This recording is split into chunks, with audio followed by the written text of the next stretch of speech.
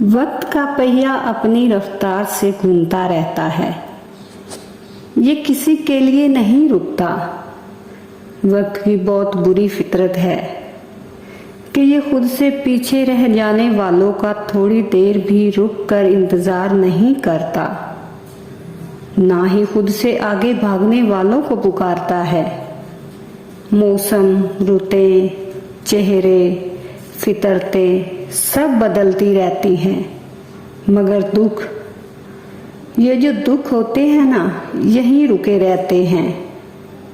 इनकी तकलीफ कम जरूर हो जाती है, मगर कभी ख़त्म नहीं होती। इंसान पूरा एकदम नहीं मरता, बल्कि थोड़ा थोड़ा करके मरता है। हर दोस्त के मरने के साथ ये थोड़ा सा मर जाता है। हर अजीज के रुखसत होने के साथ इसका कुछ हिस्सा झड़ जाता है।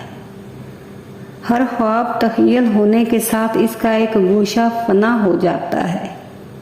ये सब अज्जा बेजान हुए तो तब जाकर मौत को एक मुर्दा हाथ आता है, जो इस रेजा रेजा इंसान को उठाती है और चली जाती है।